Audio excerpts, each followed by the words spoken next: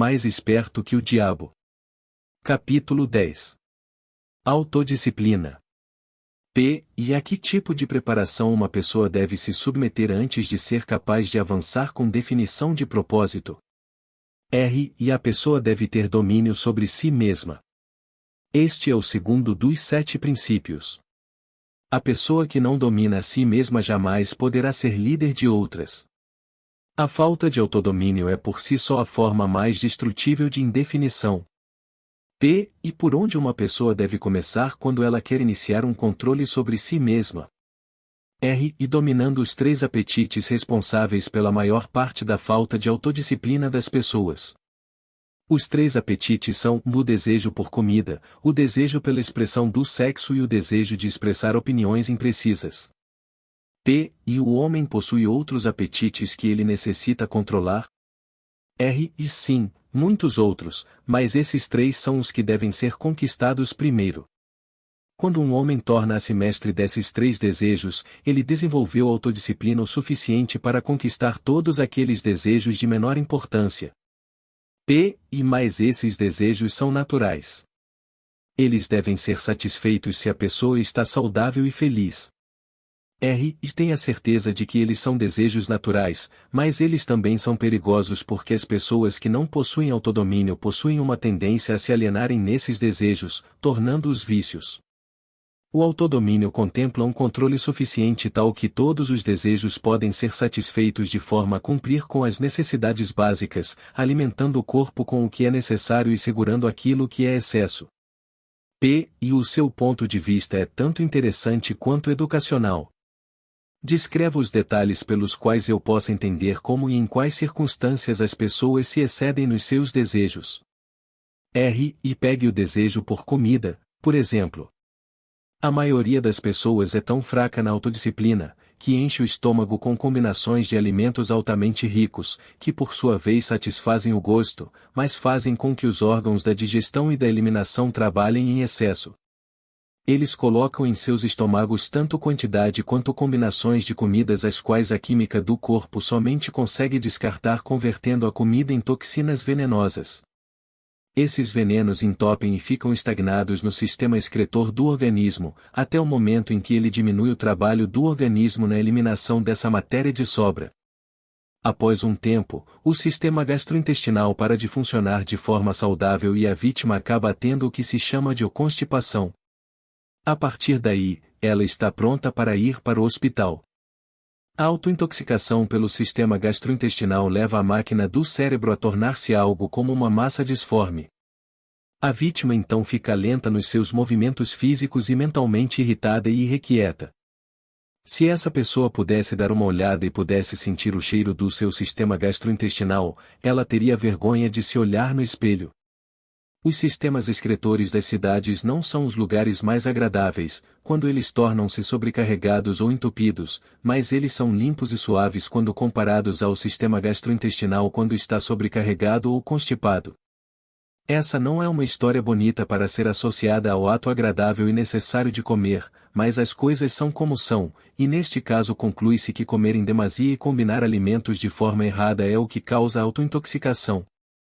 As pessoas que comem sabiamente e mantêm os seus sistemas excretores limpos dificultam o meu trabalho, porque um sistema intestinal em perfeito funcionamento significa um corpo saudável e um cérebro que funciona de forma apropriada.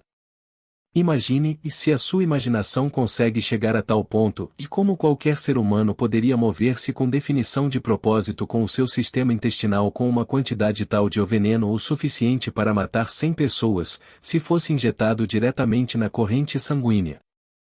P. E todo esse problema é o resultado da falta de controle sobre o apetite por comida?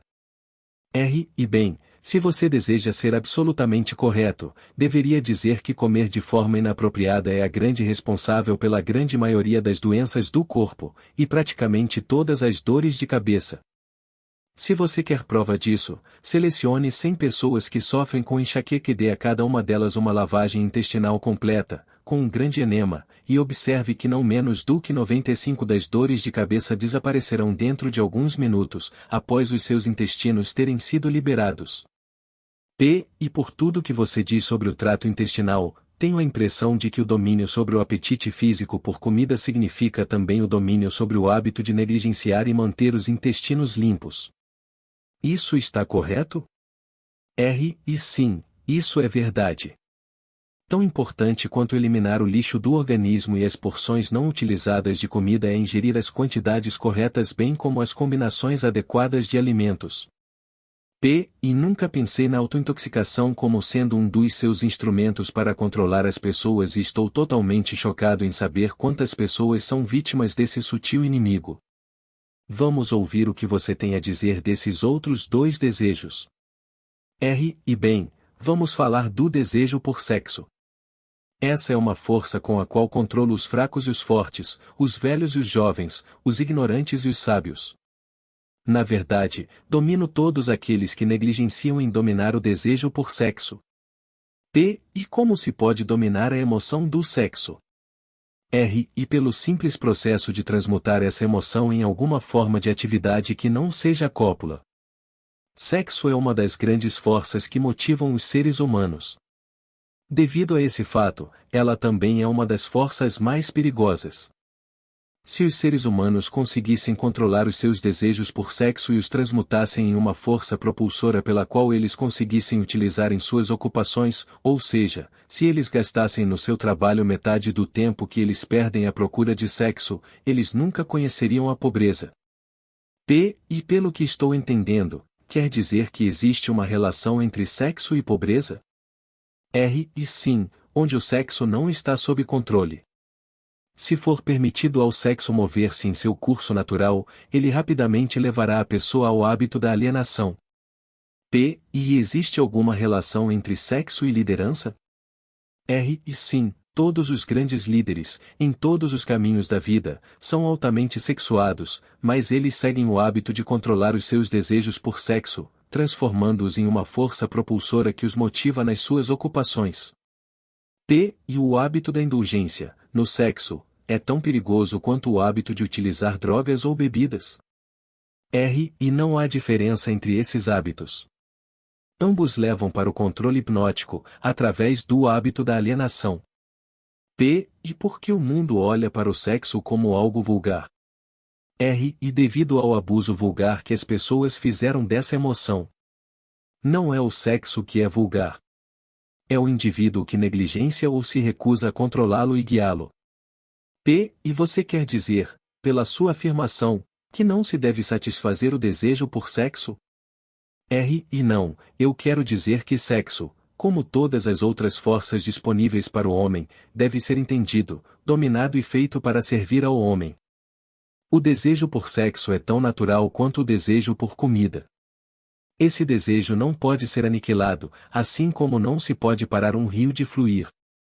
Se a emoção do sexo fosse desligada de seu modo de expressão natural, ela se quebraria em outras formas menos desejáveis, assim como um rio, se represado, procura quebrar e fluir na volta da represa. A pessoa que possui autodisciplina entende a emoção do sexo, a respeita e aprende a controlar e a transmutá-la em atividades construtivas. E quais são os prejuízos decorrentes do desejo excessivo de sexo? E o maior dos danos é que ele priva a fonte de uma das maiores forças propulsoras do homem e gasta, sem uma compensação adequada, a energia criativa do homem. Ele dissipa a energia necessária pela natureza para manter a saúde física. O sexo é a força terapêutica mais útil da natureza, mas em excesso diminui a energia magnética que é a fonte de uma personalidade atrativa e agradável. Ele remove o brilho dos olhos e acaba gerando discórdia no tom de voz de uma pessoa. Destrói o entusiasmo, acaba com a ambição e leva inevitavelmente para o hábito da alienação, em todos os assuntos. E eu gostaria que você respondesse a minha questão de outra forma, dizendo-me quais os fins benéficos que a emoção do sexo pode trazer, se for dominada e transmutada. E o sexo controlado fornece a força magnética que atrai as pessoas uma para a outra. É o fator mais importante de uma personalidade agradável.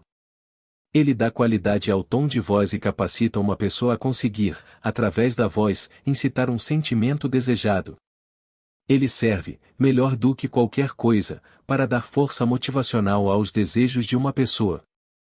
Ele mantém o sistema nervoso carregado com a energia necessária para dissipar a energia através de todo o corpo, mantendo-o funcionando apropriadamente.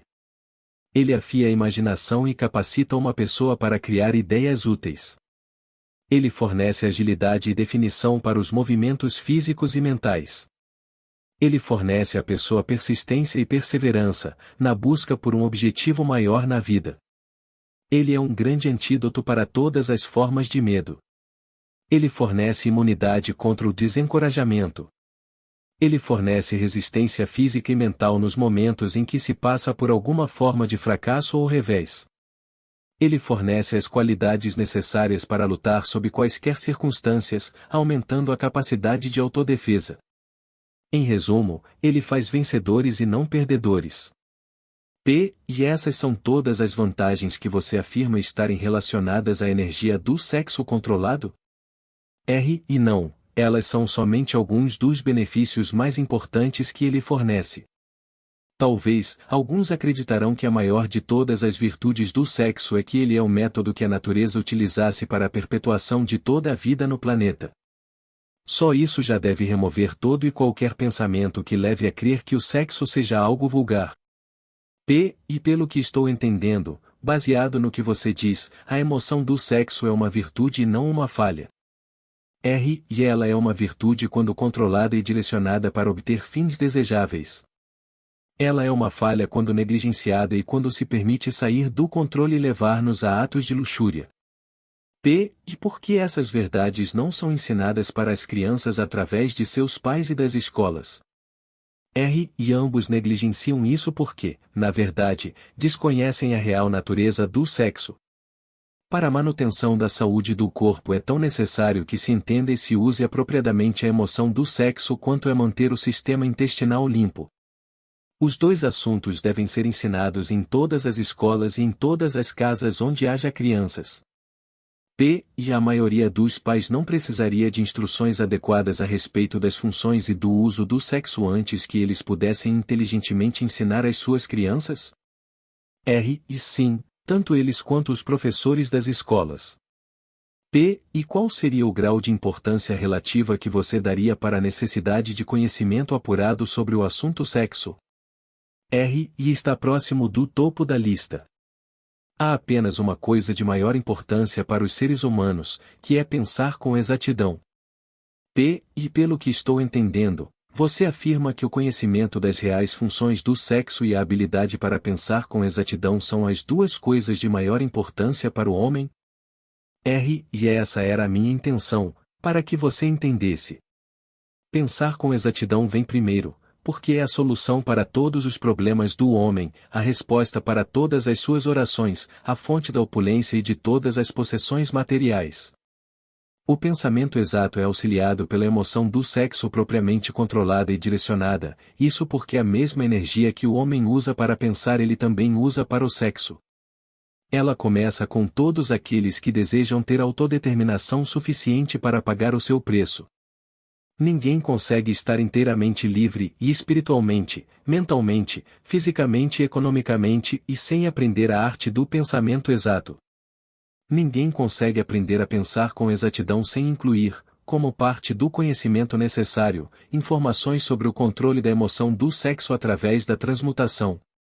E será uma grande surpresa para muitas pessoas saber que existe uma relação íntima entre o pensamento e a emoção do sexo. Conte-nos, agora, sobre o terceiro desejo e vamos ver o que isso tem a ver com autodisciplina. E o hábito de expressar opiniões imprecisas e desorganizadas é um dos hábitos mais destrutivos. O prejuízo consiste na sua tendência a influenciar as pessoas no ato de adivinhar em vez de procurar pelos fatos, no momento em que elas formam opiniões, criam ideias ou organizam planos. O hábito desenvolve o que eu chamo de uma mente gafanhoto, ou é aquela mente que pula de uma coisa para outra, mas nunca chega a lugar nenhum. E, claro, o descuido na expressão de opiniões que não são baseadas em fatos leva ao hábito da alienação. A partir desse ponto, é somente um passo ou dois até que se estejam amarrados pela lei do ritmo hipnótico, que, por sua vez, automaticamente inibe o pensamento com exatidão. E quais outras desvantagens existem na livre expressão de opiniões? E a pessoa que fala demais acaba informando ao mundo todos os seus planos e objetivos, por sua vez, fornece aos outros a oportunidade de lucrar com as suas ideias. Homens sábios mantêm seus planos para si mesmos e evitam expressar opiniões que não tenham sido solicitadas. Isso previne que outros possam apropriar-se de suas ideias, bem como dificulta o acesso de outros aos seus planos, diminuindo assim as interferências desnecessárias. E por que tantas pessoas insistem no hábito de expressar opiniões não solicitadas? E esse hábito, na verdade, inclui em si mesmo um modo de expressar egocentrismo e vaidade. O hábito da autoexpressão é inerente às pessoas. O motivo por trás do hábito é atrair a atenção de outros e impressioná-los favoravelmente. Na verdade, ele possui justamente o efeito contrário. Quando aquele que se convida a falar atrai a atenção, geralmente ele atrai para si condições desfavoráveis. E sim. Quais são as outras desvantagens desse hábito? E a pessoa que insiste em falar demais raramente tem a oportunidade de aprender ouvindo outros. Mas não é verdade que um orador que possua uma aura magnética normalmente colocasse no caminho da oportunidade para beneficiar a si mesmo atraindo a atenção de outros através do poder da sua oratória? Sim, um orador que possui o dom da fala realmente possui um ativo de tremendo valor na habilidade de impressionar as pessoas pelo seu discurso, mas não consegue fazer o melhor uso desse ativo se forçar o seu discurso em pessoas que não solicitaram a sua fala. Nenhuma outra qualidade acrescenta mais à personalidade de uma pessoa do que a habilidade de falar com emoção, força e convicção. Mas um orador jamais deve impor o seu discurso sobre outros sem ter sido convidado a fazê-lo. Há um velho ditado que diz que nada vale mais do que o seu verdadeiro custo. Isso se aplica tanto para a livre expressão de opiniões que não são bem-vindas quanto para as coisas materiais. E sobre as pessoas que expressam as suas opiniões de forma voluntária através da escrita, elas também sofrem da falta de autodisciplina? E uma das piores pestes presentes na Terra é a pessoa que escreve cartas deliberadamente para pessoas públicas de alta proeminência. Políticos, estrelas do cinema, homens que foram bem-sucedidos nos seus negócios, ou até mesmo escritores de livros best-sellers, e ainda pessoas cujos nomes aparecem seguidamente nos jornais, são frequentemente assediados por aqueles que escrevem cartas expressando as suas opiniões dos mais diversos assuntos. Mas escrever cartas não solicitadas é uma forma inofensiva de encontrar o prazer através da autoexpressão, não é? Que tipo de dano uma pessoa pode causar por esse hábito? E hábitos são contagiosos. Todo hábito atrai um conjunto de hábitos relacionados. O hábito de fazer qualquer coisa que seja inútil leva à formação de outros hábitos que também são inúteis, especialmente o hábito da alienação. Mas esses não são todos os perigos associados com o hábito do prazer em escrever opiniões não solicitadas. O hábito cria inimigos e coloca em suas mãos armas perigosas pelas quais podem causar grandes transtornos àqueles que insistem em mantê-los. Ladrões, estelionatários e vigaristas pagam altos preços pelos nomes e endereços de escritores desse tipo de cartas, porque, conhecendo-os como eles os conhecem, acabam tornando-se vítimas fáceis de todas as formas de esquemas que resultam na perda do seu dinheiro. Eles referem-se aos escritores de tais cartas como o doidos. Se você deseja saber o quão idiotas essas pessoas são, leia a seção de cartas de leitores de qualquer jornal e a coluna na qual o jornal publica opiniões voluntárias de seus leitores, e você verá por si mesmo como os escritores de tais cartas antagonizam pessoas e trazem para si a oposição de muitas outras. E eu não tinha ideia, Sua Majestade, de que as pessoas podem criar tanta confusão apenas expressando opiniões não solicitadas, mas agora que você trouxe o assunto à tona, lembro-me de ter escrito para o editor de uma proeminente revista uma carta de crítica, que obviamente não havia sido solicitada, e que no futuro custaram-me um belo trabalho e um emprego na sua empresa, que me geraria um alto salário. E esse exemplo é perfeito. O lugar adequado para começar a autodisciplina é exatamente onde você está. O modo para começar é exatamente reconhecendo a verdade de que não existe nada para sempre ou nada de diabólico exceto o poder da lei natural, em toda a criação e em todos os universos. Não existe nenhuma personalidade individual, onde quer que seja, através de todos os universos, que possua o mais ínfimo poder para influenciar um ser humano, exceto a natureza e as próprias pessoas, por si mesmas. Não existe ser humano algum, agora, vivendo ou que já tenha vivido, e absolutamente ser humano algum que venha a viver em qualquer ponto do planeta, que tenha o direito ou o poder de privar o outro de seu privilégio de exercitar o pensamento livre e independente.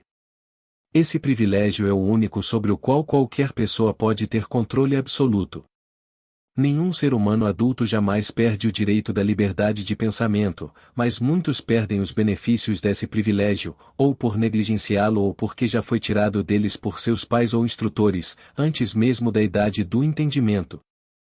Essas verdades são autoevidentes, não menos importantes, pelo simples fato de terem sido reveladas a você pelo diabo e não pela minha oposição.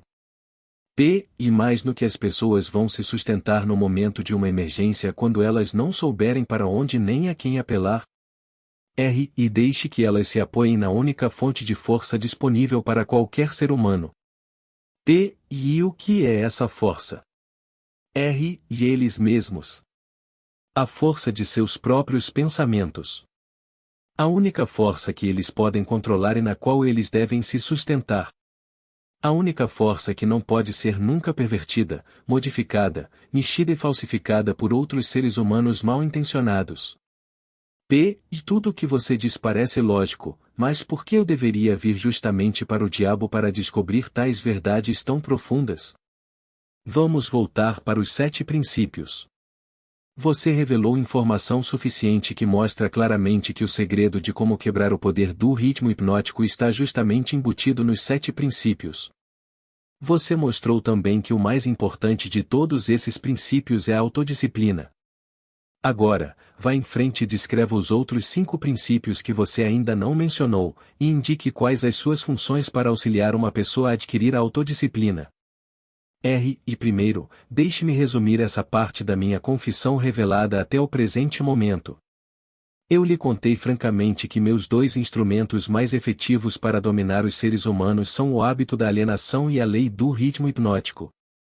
Mostrei a você que se alienar não é uma lei natural, mas um hábito feito pelo homem que o leva, por sua vez, a submeter-se à lei do ritmo hipnótico. Os 7 princípios são os meios pelos quais o homem pode quebrar o padrão do ritmo hipnótico e assumir novamente o controle de sua própria mente. Como você pode ver, dessa forma os 7 princípios são os 7 passos que levam as vítimas do ritmo hipnótico a abrir a fechadura de suas prisões autoimpostas. E os 7 princípios são a chave mestra que abre as portas para a autodeterminação espiritual, mental e econômica. Isso é verdade? E sim, essa é outra forma de dizer a verdade.